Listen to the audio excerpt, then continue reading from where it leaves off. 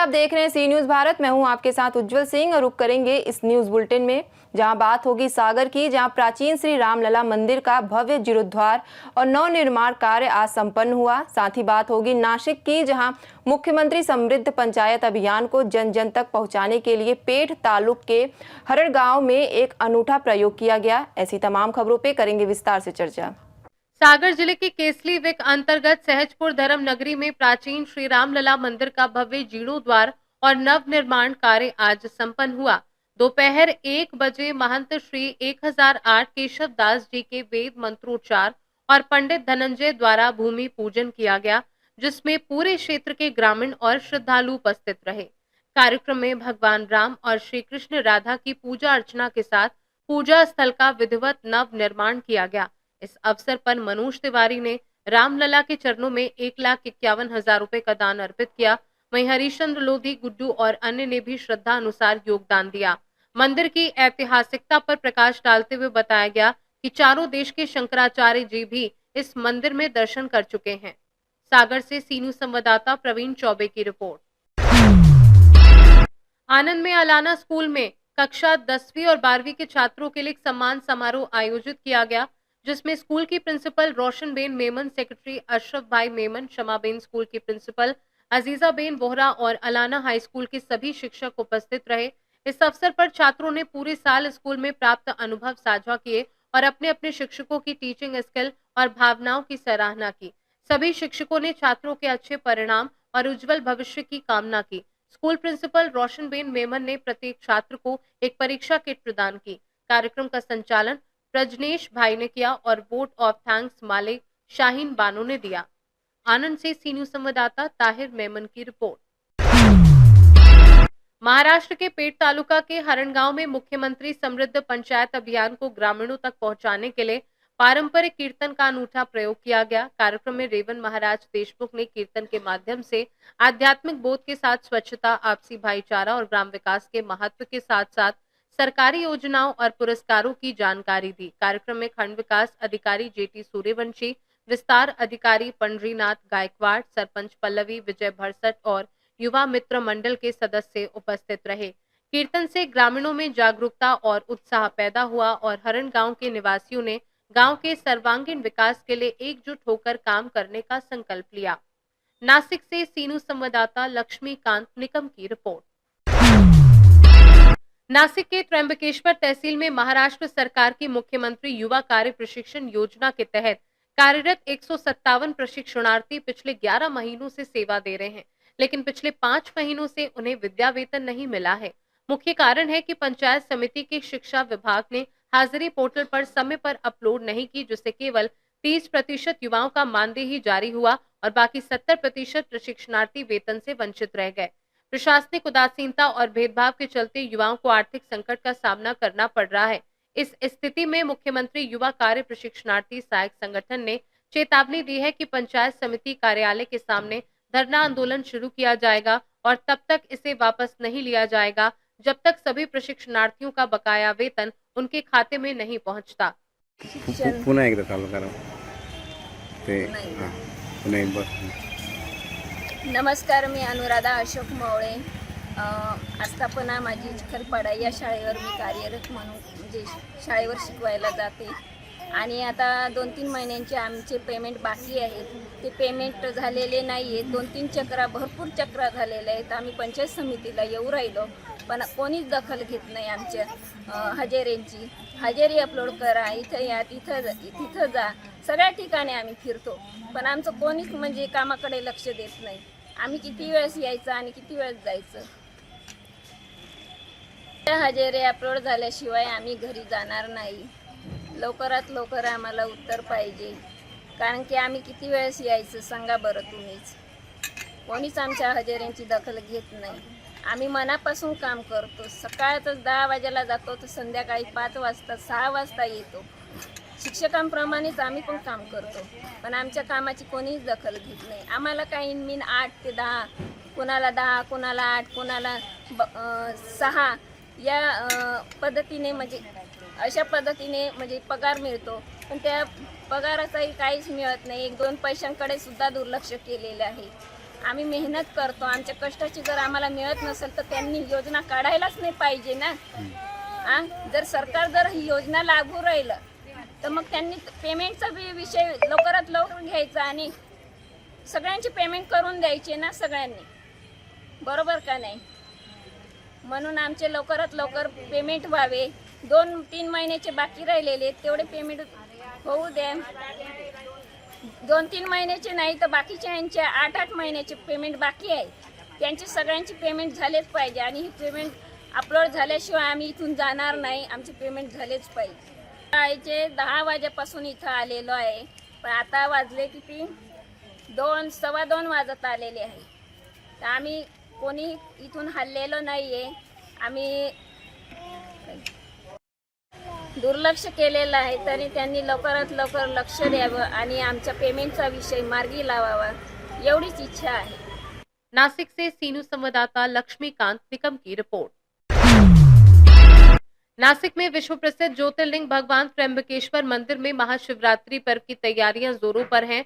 त्र्यंबकेश्वर देवस्थान ट्रस्ट ने भक्तों की भारी भीड़ को देखते हुए दर्शन व्यवस्था और सुरक्षा के कड़े इंतजाम किए हैं। दर्शन के लिए मंदिर 15 फरवरी की सुबह 4 बजे से 16 फरवरी 2026 की रात 9 बजे तक खुला रहेगा, जबकि वीआईपी दर्शन और टिकट सुविधा 15 फरवरी को बंद रहेगी, ताकि सभी सामान्य भक्त आसानी से दर्शन कर सकें। मंदिर पर आकर्षक विद्युत सज्जा की जाएगी और 14 से 16 फरवरी तक 3 दिवसीय धार्मिक एवं सांस्कृतिक कार्यक्रम आयोजित होंगे। ट्रस्ट ने कतार में खड़े भक्तों के लिए शेड और शुद्ध पेयजल की व्यवस्था की है और सभी से शांति पूर्वक निशुल्क धर्म दर्शन का लाभ लेने का आग्रह किया है। नमस्कार। येऊ घातलेल्या 15 फेब्रुवारीला महाशिवरात्रीच्या या पावन पर्वानिमित्त सर्व भाविकांना त्र्यंबकेश्वर देवस्थान ट्रस्टतर्फे शुभेच्छा। दिनांक 15/2/2026 पहाटे 4 वाजेपासून ते 16 फेब्रुवारी 2026 रात्री 9 वाजेपर्यंत मंदिर भाविकांसाठी हे खुलं राहणार आहे। त्याचबरोबर व्हीआयपी दर्शन सुविधा ही बंद ठेवण्यात आलेली आहे। व्हीआयपी तिकीट सुविधा ही देखील 15 तारखेला बंद राहील, याची भाविकांनी त्या ठिकाणी नोंद घ्यावी। या उत्सवानिमित्त त्र्यंबकेश्वर देवस्थान ट्रस्टतर्फे 14, 15 आणि 16 रोजी विविध कार्यक्रमांचं आयोजन त्या ठिकाणी केलेलं आहे। त्याचबरोबर स्ट्रक्चरल लाइटिंगची विद्युत रोषणाई मंदिरावर केली जाणार आहे, कारण पुरातत्व विभागातर्फे मंदिराचं त्या ठिकाणी क्लिनिंगचं काम सुरू आहे। भाविकांनी धर्मदर्शनाचा जास्तीत जास्त लाभ घेऊन व या उत्सवामध्ये त्र्यंबकराजाचं दर्शन घ्यावं अशी आमच्या सर्वांतर्फे विनंती करण्यात येत आहे। त्याचबरोबर दर्शन लाईनमध्ये पाण्याची व्यवस्था, दर्शनाला येताना जर भाविक बाहेर उन्हात उभे असतील त्यांच्यासाठी शेडची व्यवस्था ही ट्रस्टतर्फे करण्यात आलेली आहे। नासिक से सीनू संवाददाता लक्ष्मीकांत निकम की रिपोर्ट। रीवा जिले के भारतीय मजदूर संघ कार्यालय में आयोजित संभागीय बैठक सफलतापूर्वक संपन्न हुई, जिसमें प्रदेश कार्य समिति सदस्य गजराज तिवारी, विभाग प्रमुख रमाशंकर तिवारी, संभागीय अध्यक्ष वीर भानु सिंह, जिला मंत्री विकास शुक्ला सहित संभाग के सभी जिलों से पदाधिकारी और कार्यकर्ता बड़ी संख्या में उपस्थित रहे। बैठक में संगठन विस्तार और मजदूर हितों को मजबूत करने पर विस्तृत चर्चा की गई और सर्वसम्मति से अनिल त्रिपाठी को संभागीय महामंत्री नियुक्त किया गया। नवनियुक्त महामंत्री ने वरिष्ठ पदाधिकारियों और साथियों का आभार व्यक्त करते हुए संगठन को मजबूत बनाने और मजदूर हितों की रक्षा के लिए निरंतर प्रयास करने का संकल्प व्यक्त किया। मेरा नाम वीरभानु सिंह है जी। किस दायित्व में है जी। किस दायित्व में? कृषि एवं ग्रामीण मजदूर संघ संभाग रीवा के संभागीय अध्यक्ष। जी जी। आज किस संदर्भ में ये बैठक हुई है? जी हाँ, आज बैठक हुई। इसके पूर्व में भी कई बैठकें हुई थी, जिसमें हमारे जो पूर्व महामंत्री थे राकेश अग्निहोत्री जी, उनकी उदासीनता थी और उनसे कई बार संपर्क भी किया गया, मोबाइल में भी।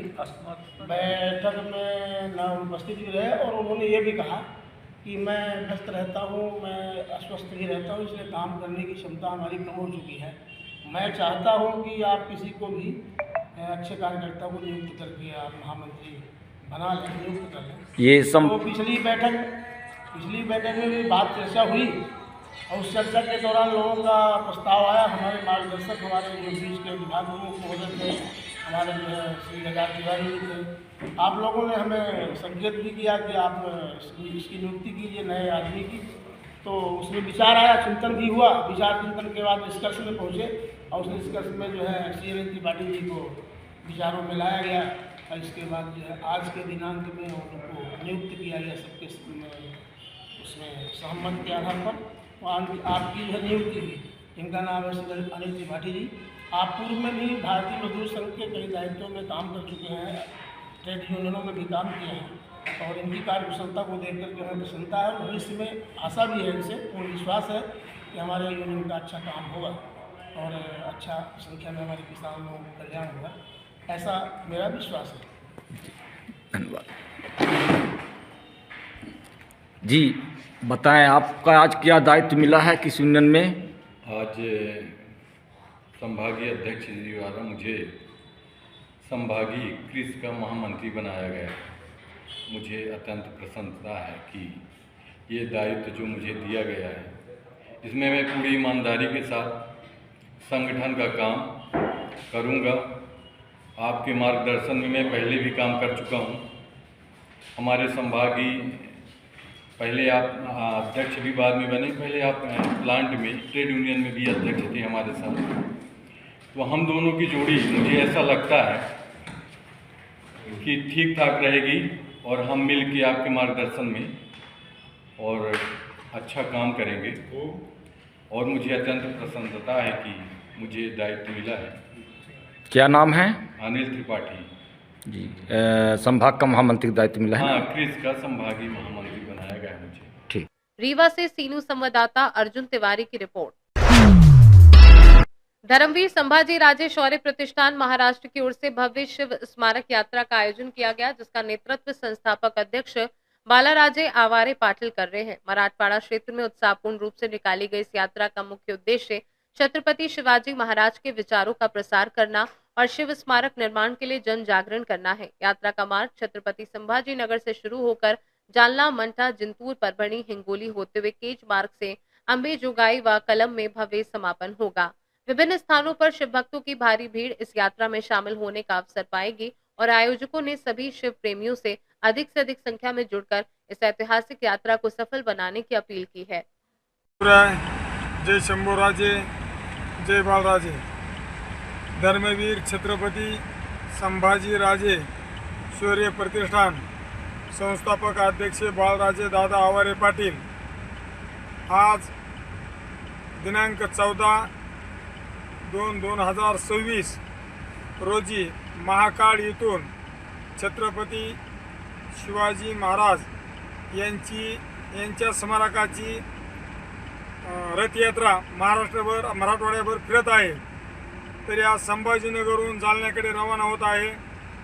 तरी सर्व समाजाने व नागरिकांनी व शिवभक्तांनी या रथयात्रेचा अवश्य लाभ घ्यावा, जागोजागी स्वागत करण्यात यावं व छत्रपती शिवाजी महाराजांचं पूजन देखील करण्यात यावं। ही सर्व मराठवाड्यातील जनतेस मी एक विनंती करतो की छत्रपती शिवाजी महाराजांच्या जयंतीनिमित्त पहिल्यांदाच मराठवाड्यामध्ये भव्य दिव्य रथयात्रा निघाली आहे। महाकाल ते संभाजीनगर क्रांती चौकवरून आता जालन्याकडे रवाना होत आहे। तरी सर्वांनी या रथयात्रेचा अवश्य लाभ घ्यावा व छत्रपती शिवाजी महाराजांचे येऊन पुष्पहार घालून बालराजे दादा आवारे पाटील यांचं सर्वांनी स्वागत करण्यात यावं। संभाजीनगर से सीनू संवाददाता सचिन की रिपोर्ट। सिवनी मालवा में आज पुलवामा दिवस की 7वीं बरसी पर शाहिद गैलरी शिवराज पार्क में शहीदों की प्रतिमा पर माल्यार्पण कर वीर शहीदों का नमन किया गया। इस अवसर पर छोटे छोटे बच्चों ने भाग लेकर शहीदों को श्रद्धांजलि अर्पित की। सिवनी मालवा से सीनू संवाददाता संतोष चंदेल की रिपोर्ट। भिवंडी क्राइम ब्रांच ने चैन स्नैचिंग, मोबाइल छीनने और पुलिस बनकर धोखाधड़ी करने वाले गिरोह का भांडाफोड़ करते हुए 2 अलग अलग मामलों में आरोपियों को गिरफ्तार किया। वरिष्ठ पुलिस निरीक्षक शीतल राउत के नेतृत्व में 24 वर्षीय रविंद्र धनाजी भोसले को कल्याण भिवंडी बाईपास से पकड़ा गया, जिसने भिवंडी, कल्याण थाने, उल्लासनगर, करजत और पुणे रेलवे क्षेत्र में 13 चेन स्नैचिंग और 3 मोबाइल चोरी की वारदातें कबूल की। चोरी का माल अबी लंबी निवासी दिनेश पांडुरंग पाटिल को बेचा गया, जिसमें 15 तोला 6 ग्राम सोने के आभूषण और 21 मोबाइल फोन जब्त किए। इसके अलावा पुणे निवासी मोहम्मद अजीज जाफरी को भी पुलिस बनकर ठगी करने पर गिरफ्तार किया गया, जिसने 45 ग्राम सोने के आभूषण कर्नाटक के श्रीकांत रामचंद्र गबाले को बेचने की बात स्वीकार की। इस कार्यवाही में कुल 14,16,000 का माल जब्त हुआ और ये कार्यवाही अतिरिक्त पुलिस आयुक्त अपराध डॉक्टर पंजाब राव उगले एवं पुलिस उपायुक्त अपराध अमर सिंह यादव के मार्गदर्शन में सफल रही। पुलिस आयुक्तालय क्षेत्र में भिवंडी शहर और परिसर और इतर पुलिस स्टेशन में चेन स्नैचिंग और मोबाइल स्नैचिंग के ऑफेंस रजिस्टर थे, जिसका parallel investigation crime branch unit 2 के पुलिस इंस्पेक्टर शीतल राउत, एपीआई माड़ी, एपीआई भोहिर और उनकी टीम कर रही थी, जिसमें रविंद्र भोसले ये रहने वाला नारपोली भिवंडी का जो एक्यूज सस्पेक्ट वो निष्पन्न हुआ, जिसको हिरासत में ले लिया। उसके पास से अभी तक 156 ग्राम सोना रिकवर किया है और 21 मोबाइल, जिसकी लगभग कीमत 8.5 लाख रुपए है। ये रविंद्र भोसले के अगेंस्ट इसके पहले थाना नई मुंबई परिसर में बॉडी ऑफेंस और प्रॉपर्टी ऑफेंस, जिसमें जबरी चोरी, चेन स्नैचिंग, घरफोड़ी ऐसे बहुत सारे ऑफेंस 31 ऑफेंस दाखिल है। ये गुने का तपास क्राइम ब्रांच यूनिट 2 के अधिकारी और उनकी टीम करे, जिसमें और भी आरोपी निष्पन्न होने की शक्यता है। और ये आरोपी ने जिसको भी ये सोना और चोरी का माल बेचा है, उसके बारे में भी हम अधिक इन्वेस्टिगेशन कर रहे हैं। तो किस प्रकार ये वारदात को अंजाम दिया? ये पैदल चलते हुए जाता था और चेन स्नैचिंग और जो कीमती सोना वगैरह है जो बॉडी पे उसके जबरी चोरी करने वाला का उसका मोडस। सर, आरोपी काम क्या करता था और उसका फैमिली बैकग्राउंड क्या है? आरोपी के अगेंस्ट इसके पहले 31 ऑफेंस दाखिल है, जिसमें चोरी, मारामारी और घरफोड़ी के जैसे ऑफेंस दाखिल है। ये आरोपी क्रिमिनल ही है और इसका मोडस यही है कि वो चेन स्नैचिंग करना, घरफोड़ी करना, ये उसका काम है। अमरनाथ थाने से सी न्यूज संवाददाता साबिर शेख की रिपोर्ट। फिलहाल इस बुलेटिन में इतना ही। देश दुनिया की खबरों के लिए बने रहिए सी न्यूज भारत के साथ।